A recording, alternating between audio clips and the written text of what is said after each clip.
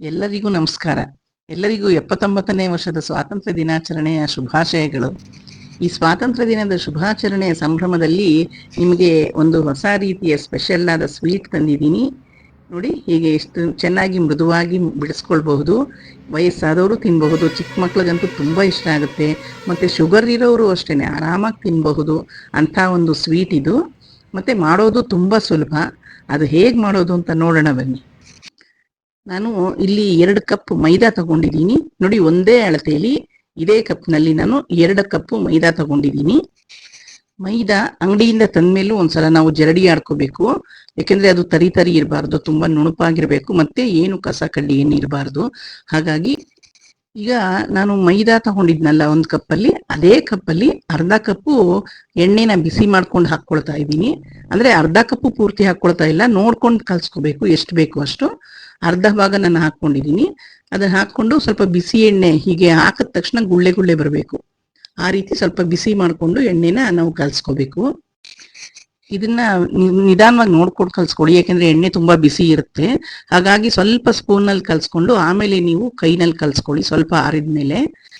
ಮುಖ್ಯವಾಗಿ ಇದು ಗಂಟಾಗಬಾರ್ದು. ಹಾಗೆ ನಾವು ಎಲ್ಲ ಕಡೆಗೂ ಎಣ್ಣೆ ಸೇರೋ ಹಾಗೆ ನಾವು ಇದನ್ನ ಕಲ್ಸ್ಕೋಬೇಕು. ನೀರಲ್ಲಿ ಹಾಕಿ ಕಲ್ಸ್ಕೋಬೇಕಾಗುತ್ತೆ. ಆದ್ರೆ ಫಸ್ಟ್ ನಾವು ಎಣ್ಣೆ ಹಾಕಿ ಮೊದಲು ಇದನ್ನ ಪುಡಿ ಎಲ್ಲ ಮಿಕ್ಸ್ ಮಾಡ್ಕೋಬೇಕು ಚೆನ್ನಾಗಿ. ಇದಕ್ಕೆ ಸ್ವಲ್ಪ ಟೇಸ್ಟ್ಗೆ ಇರ್ಲಿ ಅಂತ ಅಂದ್ಬಿಟ್ಟು ಸ್ವಲ್ಪ 1 ಚಿಟಿಕೆಯಷ್ಟು ಉಪ್ಪು ಹಾಕ್ತೀನಿ. ಉಪ್ಪು ಹಾಕಿ ಕಲ್ಸ್ಕೋಬೇಕು ಇದನ್ನ. ನೀವು ಯಾವುದೇ ಸ್ವೀಟ್ ಮಾಡ್ಬೇಕಾದ್ರೂ ಅಷ್ಟೇನೆ 1 ಚಿಟಿಕೆ ಉಪ್ಪು ಹಾಕಿದ್ರೆ ಅದ್ರ ಟೇಸ್ಟೇ ತುಂಬಾ ಚೆನ್ನಾಗಿ ಬರುತ್ತೆ. ಎಣ್ಣೆ ಸಾಕಾಗ್ಲಿಲ್ಲ ಅಂದ್ರೆ ಬೇಕಾದ್ರೆ ಇನ್ನೊಂದ್ ಸ್ವಲ್ಪ ಹಾಕೋಬಹುದು. ನೋಡಿ, ನಾವು ಕೈಯಲ್ಲಿ ಹಿಡಿದ್ರೆ ಈ ತರ ಉಂಡೆ ಆಗ್ಬೇಕು, ಅದು ಆ ರೀತಿ ನಾವು ಕಲ್ಸ್ಕೋಬೇಕು. ಇದಾದ್ಮೇಲೆ ನಾವು ಸ್ವಲ್ಪ ನೀರ್ ಹಾಕೊಂಡು ಇದನ್ನ ಕಲ್ಸ್ಕೋಬೇಕಾಗತ್ತೆ. ನಿಧಾನವಾಗಿ ನಾವು ನೀರ್ ಹಾಕೊಂಡು ಕಲ್ಸ್ಕೋಬೇಕು. ನಾವು ಮೈದಾ ಹಿಟ್ಟಿಗೆ ಎಣ್ಣೆ ಹಾಕಿ ಕಲ್ಸಿರೋದ್ರಿಂದ ನೋಡಿ, ನಾರ್ ತರ ಆಗಲ್ಲ, ಮತ್ತೆ ಒಂಥರ ಎಳೆದಂಗ ಆಗಲ್ಲ. ಎಷ್ಟು ನೀಟಾಗಿ ಚಪಾತಿ ಹಿಟ್ಟಂಗೆ ಬರುತ್ತೆ ನೋಡಿ. ಮನೇಲಿ ಒಂದು ಪೂಜೆನೋ ಅಥವಾ ನಾಮಕರಣನೋ ಸಣ್ಣ ಪುಟ್ಟ ಶುಭ ಸಮಾರಂಭ ಮನೇಲಾದ್ರೆ ಇದನ್ನ ನಾವೇ ಮಾಡಿಟ್ಕೊಂಡ್ ಬಿಡ್ಬೋದು. ಮುಂಚೆ 2 ದಿನ ಮುಂಚೆ ಅಂತ ಅಂದ್ಬಿಟ್ಟು ಅಥವಾ 1 ವಾರ ಮೊದಲು ಅಂತ ನಾವು ಮಾಡಿಟ್ಕೊಂಡ್ರು ಏನೂ ಆಗೋದಿಲ್ಲ, ಇದು ಚೆನ್ನಾಗಿರುತ್ತೆ. ಮತ್ತೆ ಮನೆಯಲ್ಲಿ ನಾವು ಬರೀ 1 ಬಟ್ಲ ಮೈದಾ ಹಾಕಿ ಇದನ್ನ ಮಾಡಿಟ್ಕೊಂಡು ಒಂದು ಡಬ್ಬಿಗೆ ತುಂಬಿಟ್ಕೊಂಡ್ರೆ ನಾವು ಡೈಲಿ ಮಕ್ಕಳಿಗೆ ಕೊಡೋಕೆ, ಮತ್ತೆ ಯಾರಾದ್ರೂ ಸಡನ್ ಆಗಿ ಮನೆಗೆ ಗೆಸ್ಟ್ಗಳು ಬಂದಾಗ ಕೊಡೋಕೆ ತುಂಬಾ ಚೆನ್ನಾಗಿರುತ್ತೆ, ಲೈಟ್ ಸ್ವೀಟ್ ಆಗಿರೋದ್ರಿಂದ. ನೋಡಿ, ಈಗ ಇದು ಆಗಿದೆ ನೋಡಿ. ಈ ತರ ಒಂದ್ ಸ್ವಲ್ಪನೂ ಕೈಗೆ ಅಂಟಬಾರ್ದು, ಹಾಗೆ ನಾವು ಇದನ್ನ ಕಲ್ಸಿಡ್ಬೇಕು. ನಾವೆಷ್ಟು ಇದನ್ನ ನಾದ್ತೀವೋ ಅಷ್ಟು ಚೆನ್ನಾಗಿ ಬರುತ್ತೆ ಇದು. ಇದನ್ನ ಒಂದು 10 ನಿಮಿಷ ಮುಚ್ಚಿಟ್ಬಿಡೋಣ. ಅಷ್ಟೊತ್ತಿಗೆ ಅದು ಸಾಫ್ಟ್ ಆಗಿ ಸ್ಮೂತ್ ಆಗುತ್ತೆ. ಅಲ್ಲಿವರೆಗೆ ನಾವು ಒಂದು ಬಟ್ಲು ತಗೊಂಡು ಅದರಲ್ಲಿ ನಾವು 1 ಸ್ಪೂನ್ ಅಷ್ಟು ಮೈದಾ ಹಿಟ್ಟು ಹಾಕೊಂಡು ಅದಕ್ಕೆ 1 ಅರ್ಧ ಸ್ಪೂನ್ ಅಷ್ಟು ಅಕ್ಕಿ ಹಿಟ್ಟು ಹಾಕೋಬೇಕು. ಮತ್ತೆ 1 ಅರ್ಧ ಸ್ಪೂನ್ ಅಷ್ಟು ತುಪ್ಪ ತಗೊಳ್ಬೇಕು. ತುಪ್ಪ ತಗೊಂಡು ಇದು 3 ನಾವು ಚೆನ್ನಾಗಿ ಮ್ಯಾಶ್ ಮಾಡ್ಕೋಬೇಕಾಗತ್ತೆ. ನೋಡಿ, ಅಕ್ಕಿ ಹಿಟ್ಟು, ಮೈದಾ ಮತ್ತೆ ತುಪ್ಪ 3 ಹೀಗೆ ಚೆನ್ನಾಗಿ ಕಲ್ಸ್ಕೋಬೇಕು. ಅದು ಸ್ವಲ್ಪ ಬಿಗಿ ಇನ್ನು ಅಂತ ಅನ್ನೋದಾದ್ರೆ ಸ್ವಲ್ಪ ಎಣ್ಣೆ ಹಾಕೋಬಹುದು. ಎಣ್ಣೆ ಹಾಕೊಂಡು ಇದನ್ನ ಕಲ್ಸ್ಕೋಬೇಕು. ಬೇಕಿದ್ರೆ ಸ್ವಲ್ಪ ಮಧ್ಯೆ ಮಧ್ಯೆ ಸ್ವಲ್ಪ ಎಣ್ಣೆ ಹಾಕೊಂಡು ಕಲ್ಸ್ಕೋಬಹುದು. ನೋಡಿ, ಹೀಗೆ ಒಂದ್ ಸ್ವಲ್ಪನೇ ನೋಡ್ಕೊಂಡು ಎಣ್ಣೆ ಹಾಕೋಬೇಕು. ನೋಡಿ, ಇದು ನಾವು ಚೆನ್ನಾಗಿ ಸಾಟಿ ಮಾಡ್ಕೊಂಡಷ್ಟು ಒಂದ್ ರೀತಿ ಬೆಣ್ಣೆ ರೀತಿ ಸ್ಮೂತ್ ಆಗುತ್ತೆ. ನೋಡಿ, ಕೊನೆಗೆ ಅದು ಹೀಗಿರ್ಬೇಕು. ನನಗೆ ಸ್ಪೂನ್ನಲ್ಲಿ ಸರಿ ಹೋಗಲ್ಲ, ಹಾಗಾಗಿ ನಾನು ಬೆರಳು ಹಾಕಿನೇ ಕಲಿಸ್ತಾ ಇದ್ದೀನಿ. ನೋಡಿ, ಹೀಗೆ ನಾವು ಚೆನ್ನಾಗಿ ಕಲ್ಸ್ಕೊಂಡ್ರೆ ಎಷ್ಟು ನೀಟಾಗಿ ಬರುತ್ತೆ ನೋಡಿ.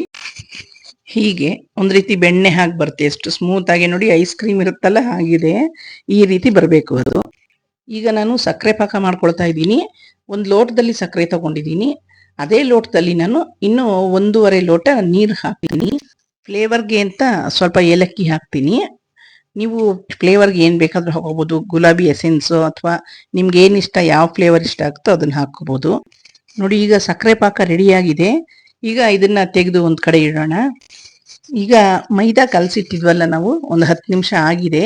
ಇದು ಸ್ಮೂತ್ ಆಗಿದೆ ನೋಡಿ ಡಪ್ಪು. ನಾವ್ ಇದನ್ನ ಇನ್ನೊಂದ್ಸಲ ಕೈಯಲ್ಲಿ ಚೆನ್ನಾಗಿ ನಾದ್ಕೊಂಡ್ಬಿಟ್ರೆ ಈ ಸ್ಮೂತ್ ಆಗಿ ಚೆನ್ನಾಗಾಗುತ್ತೆ. ಹಾಗಾಗಿ ನೋಡಿ, ಇವಾಗ ಆಗಿದೆ, ಇದು ಅಂಟ್ತಾ ಇಲ್ಲ ಕೈಗೆ. ಇದನ್ನ ನಾನು ಈಗ 4 ಭಾಗ ಮಾಡ್ಕೊಳ್ತೀನಿ. 4 ಚಪಾತಿ ಮಾಡ್ಕೊಳ್ತೀನಿ ನಾನಿಲ್ಲಿ ಸ್ವಲ್ಪನೇ ಮಾಡ್ಕೊಂಡಿದ್ದೀನಿ. ಈ ಜಾಮೂನ್ ಕಪ್ ಬರ್ತಲ್ಲ ಅದರಲ್ಲಿ 2 ಕಪ್ ಹಾಕೊಂಡಿದ್ದೀನಿ ಅಷ್ಟೇ. ಹಾಗಾಗಿ 4 ಚಪಾತಿ ಆಗಿದೆ. ನಿಮ್ಗೆ ಹೆಚ್ಚಬೇಕು ಅಂತಂದ್ರೆ ನೀವು ಹೆಚ್ಚಿಗೆ ಮೈದಾ ಹಾಕೊಂಡು ನೀವು ಮಾಡ್ಕೊಳ್ಬೋದು.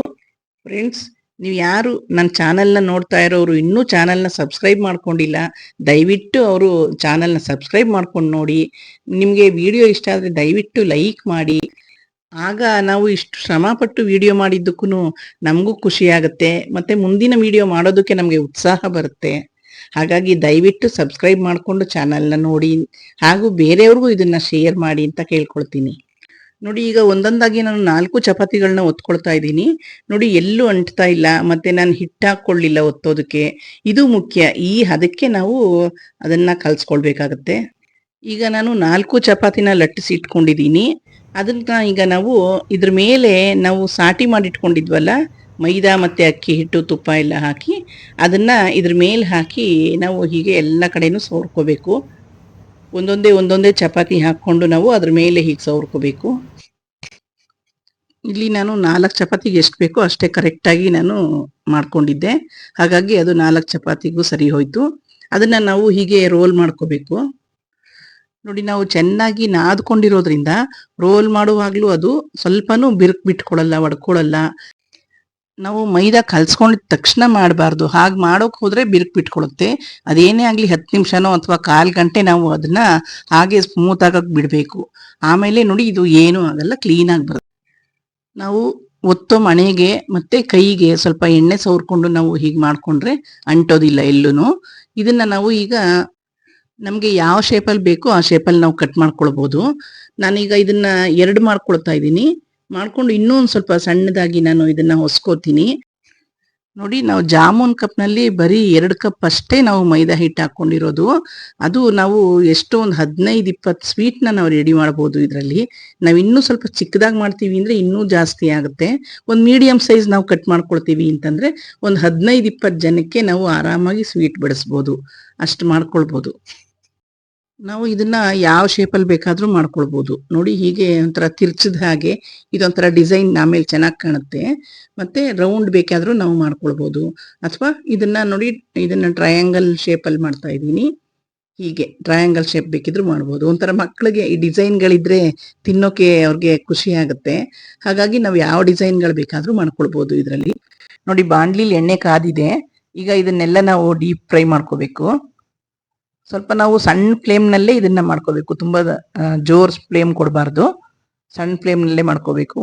ಅದು ಏನಾಗುತ್ತೆ, ಹೊರಗಡೆ ಕ್ರಿಸ್ಪಿ ಆಗುತ್ತೆ, ಒಳಗಡೆ ಏನು ಸ್ಮೂತ್ ಆಗಿರುತ್ತೆ. ತುಂಬ ಸ್ಮೂತು ಅಲ್ಲ, ಒಂಥರ ಬಿಸ್ಕೆಟ್ ತಿಂದ ಹಾಗಾಗುತ್ತೆ. ಆ ಥರ ನಾವು ನಿಧಾನವಾಗಿ ಸಣ್ಣ ಫ್ಲೇಮ್ನಲ್ಲೇ ನಾವು ಫ್ರೈ ಮಾಡ್ಕೋಬೇಕು. ಇದು ಲೇಯರ್ ಇರೋದ್ರಿಂದ ಬೇಗನೆ ಫ್ರೈ ಆಗೋಗುತ್ತೆ. ಹಾಗಾಗಿ ಒಳಗಡೆ ಏನು ಹಸಿ ಹಸಿ ಇರೋದಿಲ್ಲ. ನಾವು ಒಂದು 2-3 ನಿಮಿಷ ಇದನ್ನ ಫ್ರೈ ಮಾಡ್ಕೊಂಡ್ರೆ ಸಾಕು. ನೋಡಿ, ಈಗ ಇದಾಗಿದೆ. ಇದನ್ನ ತೆಕ್ಕೊಂಡ್ ಬಿಡೋಣ. ನೋಡಿ, ಒಳ್ಳೆ ಕಲರ್ ಬಂದಿದೆ. ನೋಡಿ, ಇಷ್ಟು ಕಲರ್ ಇದ್ರೆ ಸಾಕು. ಇನ್ನು ತುಂಬಾ ಸೀದಿಸಬಾರ್ದು, ಮತ್ತೆ ತುಂಬಾ ಬೇಗನೇನು ತೆಗಿಬಾರ್ದು. ನೋಡಿ, ಈ ಕಲರ್ ಬಂದಿದೆ. ಈಗ ಇದನ್ನ ನಾವು ಸಕ್ಕರೆ ಪಾಕಕ್ಕೆ ಹಾಕ್ಬೇಕು. ನೋಡಿ, ನೋಡೋಕ್ಕೂ ಎಷ್ಟು ಚೆನ್ನಾಗಿ ಕಾಣ್ತಾ ಇದೆ. ನೋಡಿ, ಸಕ್ಕರೆ ಪಾಕನೂ ಅಷ್ಟೇ ಹಾಕ್ಬಿಟ್ಟು ನಾವು ತುಂಬಾ ಹೊತ್ತು ಬಿಡಬಾರ್ದು. ಬಿಸಿ ಪಾಕಕ್ಕೆ ಹಾಕಿ ಹಿಂಗಾಕಿ ನಾವು ಜಿಲೇಬಿ ಮಾಡ್ತೀವಿ ನೋಡಿ, ಸೇಮ್ ಅದೇ ತರ ಬಿಸಿ ಪಾಕಕ್ಕೆ ಹಾಕಿ ಹಿಂಗ್ 2 ಕಡೆ ತಿರುಗಿಸಿ ಎತ್ತಿ ಹಾಕೋಬೇಕು. ಇದು ಜಾಮೂನ್ ಆದ್ರೆ ನಾವು ಅದರಲ್ಲೇ ನೆನೆಸ್ತೀವಿ.